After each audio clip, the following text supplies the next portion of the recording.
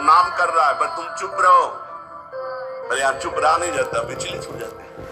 जहां असत प्रेरणा हुई तो या तो ऐसी क्रिया कर दी या वो ऐसे दुखी हो गए, हमारे मन में तो ऐसा आता है वैसा। चुप रहो, ऑपरेशन शुरू है तो मवाद निकलेगा, गंदगी निकलेगी, और जो गंदगी निकलेगी तो फिर अच्छे से वो घाव भर जाएगा।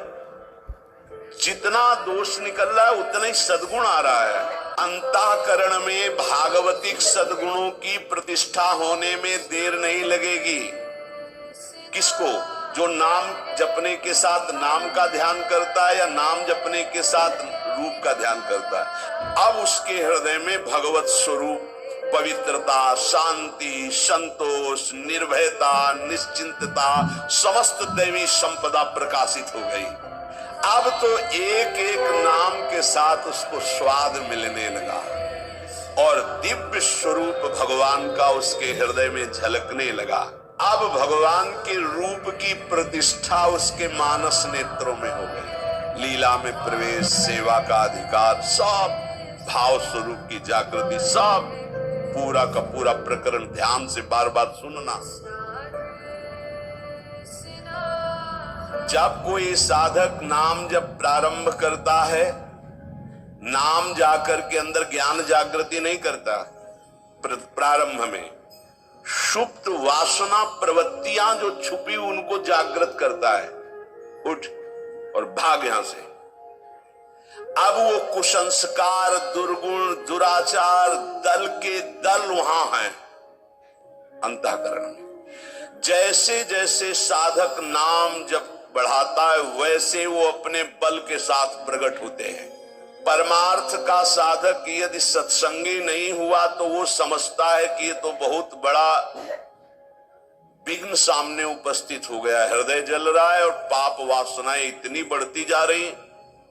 साधक में प्रारंभ में इनका परिचय ना होने के कारण वो पराजित होने लगता है कि अब तो बहुत गंदी बातें आ रही हैं, भजन रोक दो। अतएव साधक घबराए नहीं, इन विकारों के अधीन न हो, नाम जप रूपी परम साधन छोड़े नहीं। बिल्कुल मंगलमयी बात समझ लो, ये बात कई बार हो चुकी है, पर जो लिखा हुआ है उसे सुनोगे तो ज्यादा विश्वास हो सकता है। वैसे लगेगा ये अपने मन से कहते हैं। साधक प्रारंभ में पराजित करने की सामर्थ्य नहीं रखता। अतएव घबरा करके इनका परिचय ना जानने के कारण वो या तो इनके अधीन होकर फिर गलत कार्य करने लगता है या भयभीत होकर साधन नाम जप करना छोड़ देता है। किंतु यदि गुरु कृपा पात्र साधक प्रभु के नाम की वास्तविक महिमा जो सुन चुका है, ऐसा अवसर जब आता है कि हृदय में बड़ी गंदी बातें, बड़ा प्रपंच उदय हो रहा है, तो वो समझने लगता है नाम काम कर रहा है, नाम काम कर रहा है। अब हमारा हृदय खाली हो रहा है, ये वासनाएं निकल रही हैं, समस्त हे गुण, दुर्गुण, दुराचार प्रवृत्तियां नष्ट हो रही है। बार बार वही हमने अनंत जन्मों में किया, इसलिए बार बार वही आ रहा है, आ नहीं रहा, वो जा रहा है, हर वृत्ति जा रही है। अतएव और नाम उच्चारण बढ़ाए और सत्संग सुने, जिससे हिम्मत बनती जाएगी। घबराओगे नहीं, बड़ा भारी युद्ध है, एक दिन में सब डिलीट नहीं हो जाएंगे। धीरे धीरे जिन गुणों से भगवान रीझते हैं, ध्यान देना, एक विकार गया, एक गुण आ गया, वो विकार की वृत्ति गई, दूसरा गुण आ गया, खाली नहीं रखता। ये बड़े काम की बात है। जैसे जैसे नाम जब चलेगा, दुर्गुण, दुराचार, दुर्विचार, पाप प्रवृत्ति खाली हुई, उतने में सद्गुण सदाचार आके बैठ गया कि अब दोबारा उसको जगह नहीं मिलेगी। और धीरे धीरे वो पूरे के पूरे दुर्गुण, दुराचारों को हटा करके साधक में सद्गुण सदाचार स्थापित कर देता है। नाम, पहला प्रभाव नाम का। साधक को ये बात ध्यान रखनी है कि ये दो वृत्तियां आपके अंदर प्रारंभ में होंगी, दोषापनयन और गुणाधान। दोषापनयन, जो दोष वृत्तियां हैं उनको निकलना, और उनकी जगह में सद्गुण सदाचार स्थापित करना, ये नाम करेगा। तुम्हें चुप रहना है, राधा राधा राधा राधा राधा राधा। विचलित नहीं होना कि मन बहुत हमारा परेशान करता है, बहुत विकार आ रहे हैं, अब कैसे रहूं। खुशी मनाओ, गंदी बातें निकल रही है। पर साधक कैसे खुशी मनावे? वो तो मन में तदात्म में, तो मन में जलन हो रही है और वो निकल रहे हैं, तो वो समझ रहा है आ रहे हैं, और फिर वो उनसे या तो द्वेष कर बैठता है या तो राग द्वेष कर बैठता। क्यों आ रहे हैं, क्यों ऐसा ऐसा, उनकी सत्ता दृढ़ हो रही, और या फिर उसी आचरणों में लग जाता है। तो रागात्मक या द्वेषात्मक वृत्ति से वो टिक जाते हैं, खाली नहीं हो पाते, इसीलिए लंबा समय निकल जाता है, कोई लाभ उसको समझ में नहीं आता। साधक में ये दो वृत्तियां नाम पैदा करता है। पहला, अंतःकरण के सारे दोषों को भगाना। दूसरा, अंतःकरण में दैवी संपदा के सद्गुण स्थापित करना। तुम्हें नहीं करना, वो नाम कर रहा है, बस तुम चुप रहो। पर यहां चुप रहा नहीं जाता, विचलित हो जाते हैं। जहां असत प्रेरणा हुई तो या तो ऐसी क्रिया कर दी या वैसे दुखी हो गए, हमारे मन में तो ऐसा आता है वैसा। चुप रहो, ऑपरेशन शुरू है तो मवाद निकलेगा, गंदगी निकलेगी, और जो गंदगी निकलेगी तो फिर अच्छे से वो घाव भर जाएगा। जितना दोष निकल रहा है उतना ही सद्गुण आ रहा है। कितना सुंदर बात है, अगर ये न समझ पाए तो परेशानी पड़ जाएगी। बिल्कुल निश्चिंत रहिए, तुम्हारे अंदर काम क्रोध लोभ जो भी दोष दिखाई दे रहे हैं, आ नहीं रहे, जा रहे हैं, जा रहे हैं, और वो जगह खाली नहीं हो रही, वहां दैवी संपदा भर रही, जिससे भगवान प्रसन्न होते हैं।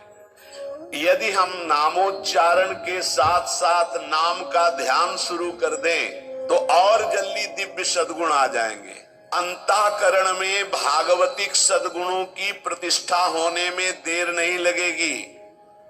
किसको? जो नाम जपने के साथ नाम का ध्यान करता है या नाम जपने के साथ रूप का ध्यान करता है। दुर्गुणों दुराचारों की जो प्रवृत्तियां हैं, बहुत सुंदर सुगम उपाय है उनके निकालने का नाम जप। नाम जप से ही निकलते हैं। सद्गुण सदाचार ये खाली हृदय में आकर बैठने लगते हैं। बहुत बढ़िया प्रक्रिया है, बस समझ लो, कोई प्रश्न नहीं रह जाएगा। जैसे जैसे तुम्हारा भगवत चिंतन अधिक बढ़ेगा तो काम क्रोध लोभ मोह मद मत्सर ये पूरा का पूरा अपना प्रभाव दिखा के नष्ट हो जाएंगे। ये पूरे के पूरे नष्ट हो जाएंगे, ऐसा शब्द नहीं आया, प्रभाव दिखा के नष्ट हो जाएंगे। जितना इनमें पावर हो पूरा पावर दिखाएंगे तुम्हें परास्त करने के लिए। नाम छोड़ दो, संसार में आ जाओ। और जो साधक जमा रहता है राधा राधा राधा, अब उनके अनर्थ और दुष्परिणाम और अनिष्ट चिंतन ये सब कुछ छूट गया। नाम से पूर्व पाप भस्म हुए, वर्तमान का जो अनर्थ है, दुष्परिणाम है, अनिष्टकारी चिंतन है, वो छूट गया। अब उसके हृदय में आनंद का प्रादुर्भाव हुआ। अब उसके हृदय में भगवत स्वरूप पवित्रता, शांति, संतोष, निर्भयता, निश्चिंतता, समस्त दैवी संपदा प्रकाशित हो गई। अब तो एक एक नाम के साथ उसको स्वाद मिलने लगा और दिव्य स्वरूप भगवान का उसके हृदय में झलकने लगा। अब भगवान के रूप की प्रतिष्ठा उसके मानस नेत्रों में हो गई। पूरा का पूरा प्रकरण ध्यान से बार बार सुनना। अब उसके हृदय में जो आनंद आया, उस आनंद में उसे आत्म स्वरूप का बोध हो जाता है। मन अद्भुत आनंदित, तो भगवत दृष्टि जागृत हो गई। ये दो अधकचरी दशा के नाम जापक होते हैं, इनकी बड़ी दुर्दशा होती है। मुख से तो नाम उच्चारण करते हैं और शरीर के आचरण करते हैं, वही जो मन बुद्धि कहते हैं, तो उनका वास्तविक नाम जप नहीं हो पाता।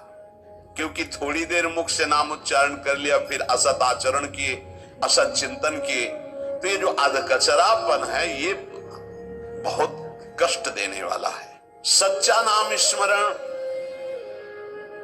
जो पीछे वर्णन किया गया, आपको परास्त नहीं होना, बराबर नाम।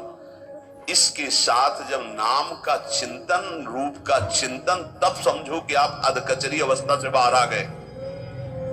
अभी तो बहुत गंदी बातें चिंतन में आती हैं, अभी तो लड़ना पड़ेगा, इतना तो लड़ने के लिए तैयार रहो। अगर ये कह दो ये सब हमसे नहीं होगा तो एक उपाय है, किसी महाभागवत को पूरा जीवन समर्पित कर दीजिए, खत्म खेल आपका। ये भी देख लीजिए करके, पूरा जीवन अक्षरशः समर्पित, थोड़ी गुरुदेव की बात और थोड़ी मेरे मन की बात। ये अधकचरापन, भगवान ने नारद जी को कहा था, अधकचरे योगी का मेरा साक्षात्कार नहीं होता।